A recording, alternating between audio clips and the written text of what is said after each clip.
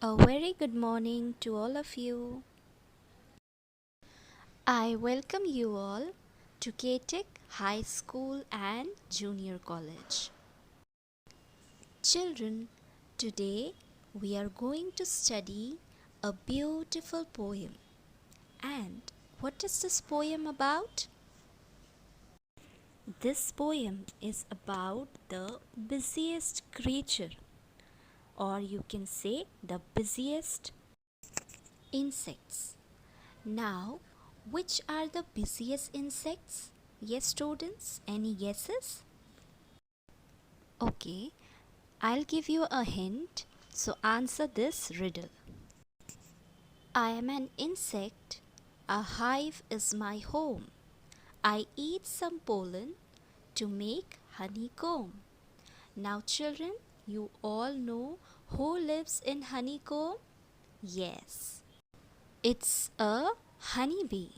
So, the poem that we are going to study today is about honeybee and a crocodile. So, basically, students, there are two poems. First is of honeybee, and the second poem is based on a crocodile. So, children, everybody open your textbooks to page number 35 and also hold a pencil with you all and underline the words as I say. Okay, so children, first we will recite the poem and then we will see what is the meaning of it.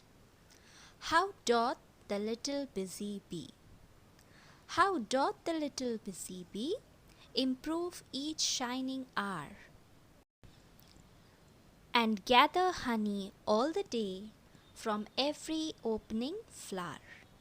How skillfully she builds her cell, how neat she spreads her wax, and labors hard to store it well with the sweet food she makes. By Isaac Watts.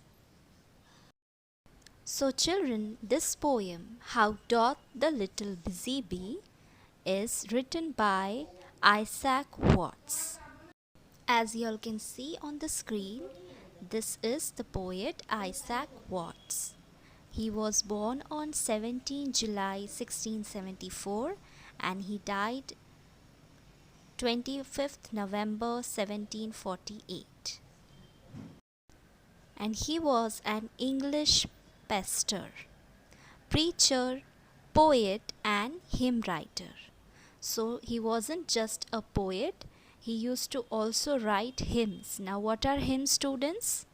Hymns are the religious songs that the priest sing in the church.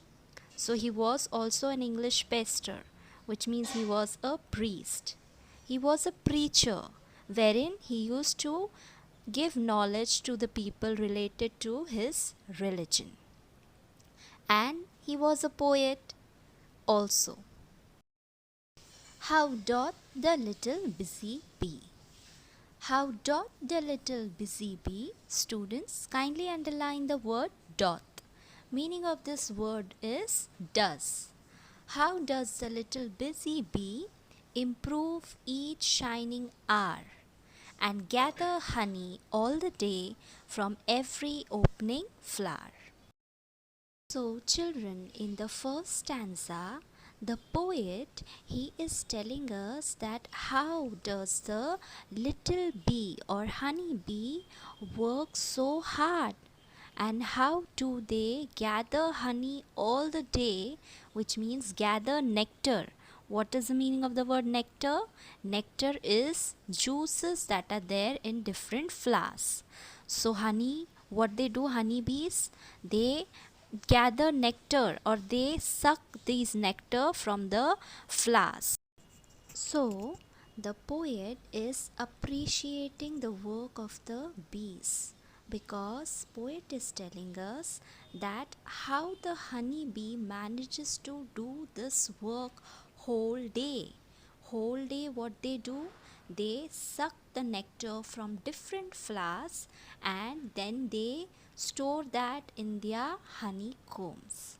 So this is a very tough job to do, but the honeybees are very hardworking and busy bees, and they do this job every day, and they utilize their time, which means over there the poet is telling us improve each shining hour, which means they utilize their time for something constructive.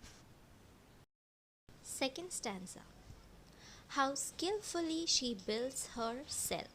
Students, kindly underline the word skillfully. The meaning of this word is how cleverly she builds her cell. Now, what is the meaning of the word cell over here? Cell means the hive. How neat she spreads her wax and labors hard to store it well. Students, kindly underline the word labors. It means physical work, the work that the bees do. With the sweet food she makes. Now, what is this food? It's honey, right?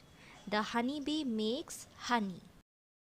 In the second stanza, the poet is telling us that how skillful these bees are. If you look at the honeycomb and the hives properly, then we can see that the structure is very perfect. Yes or no?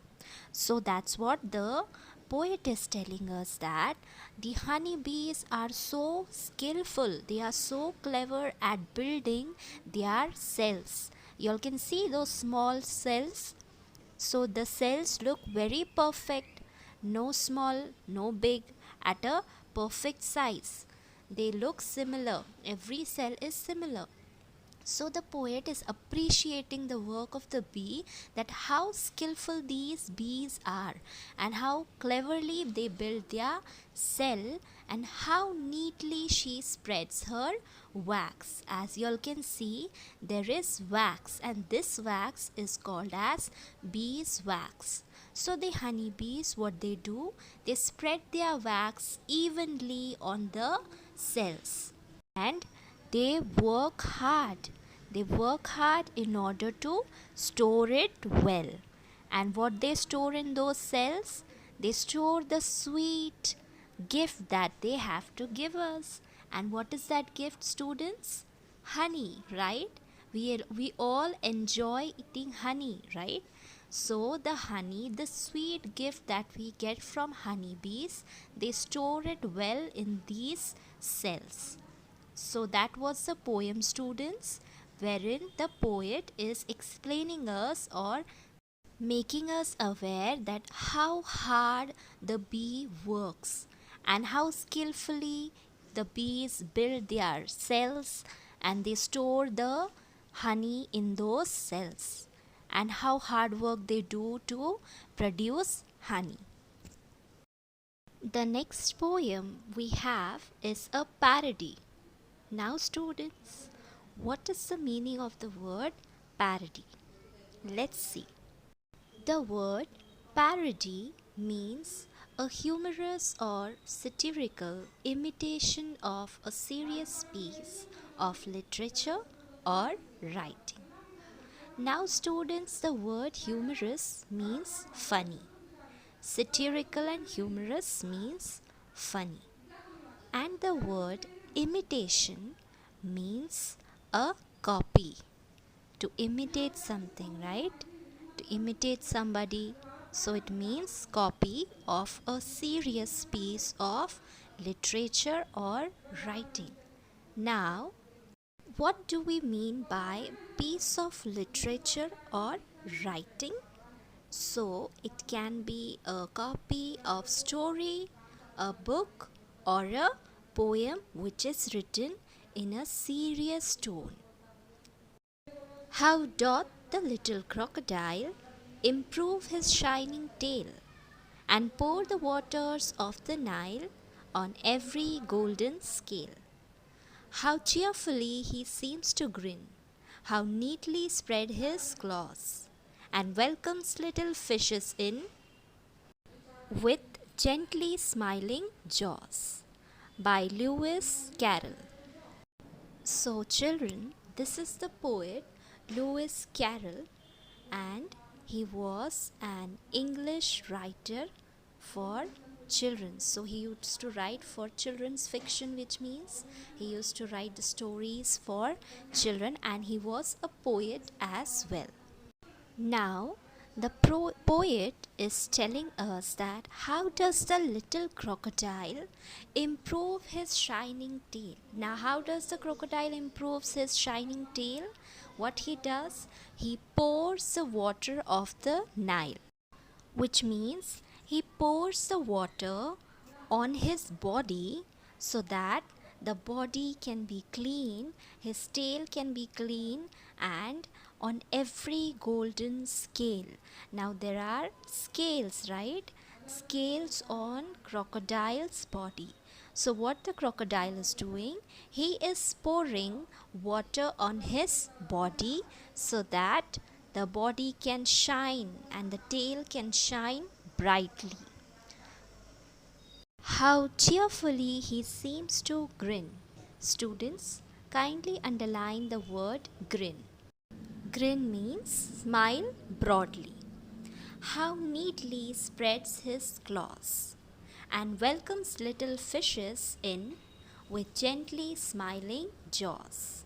So children, the poet is telling us that how cheerfully he seems to grin, which means as you can see, the crocodile, he gives a broad smile to all the small fishes, and he neatly spreads his claws.